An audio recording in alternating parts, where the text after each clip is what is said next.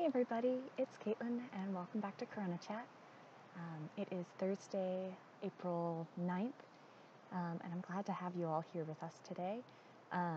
It's a little windy out here, so I'm going to try to do this recording sitting outside because it's a lot nicer than me sitting inside in front of my bookshelf, but hopefully the audio will be okay. A lot of you have been asking about the symptoms and why it is that coronavirus seems to be causing so many different symptoms, and why there seem to be new symptoms emerging all the time. So today we're going to talk about how the virus works and why people are developing all of these different symptoms. And just so we're all on the same page, so far, the symptoms that we believe to be associated with COVID-19, the illness caused by the new coronavirus, are fever, coughing, usually a dry cough, but in some cases a wet or productive cough, one where there's mucus in the lungs, right? Fatigue or tiredness, muscle aches, shortness of breath, loss of appetite, losing your sense of smell or taste, headache, sore throat, runny nose, vomiting, and or diarrhea, right? So there are some isolated reports coming out about skin rashes, but it's not really clear if this is definitely a symptom, so stay tuned. So there's a lot of different kinds of symptoms. And it sounds like, oh gosh, there's like headache and muscle ache stuff, but there's also stomach stuff and there's also coughing stuff. Like, how could it be that one virus is causing all of these symptoms, right? And why is it that new ones seem to be coming out all the time? So let's go back to the beginning. When this whole thing started in Wuhan at the end of last year, fever, cough, and shortness of breath seemed to be the symptoms that were presenting first, right? So this is why they seemed to be good indicators of when someone was sick and it was time to get tested. And we've since learned that vomiting or diarrhea and the loss of taste or smell thing might actually be first for some people. And the fever in particular tends to be first, even before the cough. We didn't know this before. This has always been true, but we just didn't know it before. So we didn't know to look for it.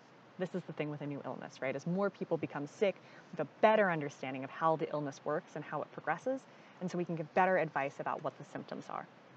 So the fever, chills, runny nose, headache, body aches, all of that are actually symptoms of our immune system fighting back against the virus, right? So this is part of why they're general symptoms that we get with lots and lots of illnesses, not just coronavirus, right? So this is why it can be hard to tell at first if that itchy throat is COVID-19 or just seasonal allergies, right? What we think is happening on a biological level is that when the virus infects us, it first infects the cells either in the back of our throats or kind of in the top of our lungs. And once the virus is able to get a foothold in those cells, it moves on to infect other parts of the body. So it really likes lung cells, which is why most people are developing this really nasty pneumonia, right? Because the virus starts to kind of move down and really take up residence in our lungs. But sometimes the virus, you can think about it like it went down the wrong pipe, right? And so it ends up infecting cells in the gastrointestinal tract. And this is why some people are developing vomiting and diarrhea. And there have been some scattered reports saying that, maybe coronavirus is infecting our brains, but we don't really know if that's a thing yet. So don't, it's not clear if that's a new symptom, or if it's just that, people were acting spacey because they had this high fever. We just don't know yet. Similarly, there have been some reports that people are getting infected through the mucous membranes in their eyes, right? Because the tissue there in many ways is similar to the tissue in our throats and the top of our lungs, in that it's, kind of a mucous membrane, right? So this is why all of the prevention guidance says, don't touch your face, right? Because if you get virus particles on your hands and then you touch your face, those virus particles can get into your body through the mucous membranes in your eyes. And so when people are talking about the fact that coronavirus causes pink eye, this is what they're referring to, that some people are getting some infection in and around their eyes. It's not the same thing as the normal pink eye that we all got as kids. So the last point is this heart failure piece. I think there's been some stories in the news about, people getting heart failure and that's why they're dying of coronavirus. And I've certainly had people say, like, well, how is that possible that people are having heart problems if really this is a respiratory illness? So it's kind of like this. As the virus infects the lungs, the body's immune system goes into our lungs to fight the virus off, right? And even though we think of our lungs as two big balloons, they're actually more like two big dense sponges with lots of tiny holes in them, right? And these little holes are the air sacs that fill with air so that we can breathe. When our immune system fights the virus, they do that inside of those little holes, right? And if the fighting gets very intense, these little holes start to get filled up with dead cells and dead virus bits, it's kind of like that sponge is starting to fill with water. And the more water there is in the sponge, the less space there is for air, right? Now, our bodies have cleaning crews that normally come through and kind of empty all that debris out of our lungs, right? They start to squeeze the water back out. But if the fighting gets too intense, these dead bits fill up faster than the cleaning crews in our body can move them out of our lungs. So when we start feeling short of breath, it's because our lungs are full of all this junk instead of air, and sometimes because those little sacs may also get scarred and damaged during the fighting. And as a quick aside, when we put somebody on a ventilator, right, it's because their lungs are so full of fluid that the pressure of breathing normally can't help to push the air in.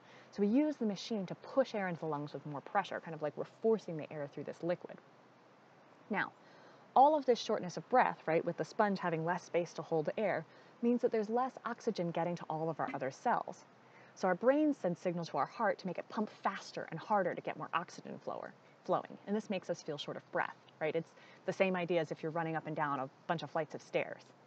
If our heart does this for too long, it gets exhausted and it can start to slow down or even stop entirely. And this is COVID-related heart failure, right? The good news is that if we have enough machines to kind of take over for the heart and lungs, we can try to take over this stuff manually to let the immune system keep fighting. And for folks who've been on ventilators and recovered, it's basically that we were able to buy their immune systems enough time to beat this thing. We just have to have enough of these machines to go around. And this is why the ventilator shortage is so distressing, because sometimes we really need to buy people several weeks so that their immune system has enough time. And we just need to make sure that we've got enough ventilators for everybody who needs them for that time. So, I know this can be kind of scary, so here's your good news for the day. We've all been hearing for some time around the shortage in ventilators, and while it's really scary, it's also been motivation for normal, everyday people to start organizing, doing things like 3D printing extra parts of ventilators for their local hospitals and creating DIY masks and other personal protective equipment. The city of Huntsville has a really exciting community-organized effort to support their hospitals, and I bet that many of us could get organized with our neighbors and do something similar. So I'm dropping a link about the video about what Huntsville is doing in the comments, and check it out and let's get organized. In the meantime, love you all, stay safe out there, take care of one another, and I'll see you back here tomorrow on CoronaChat. Bye.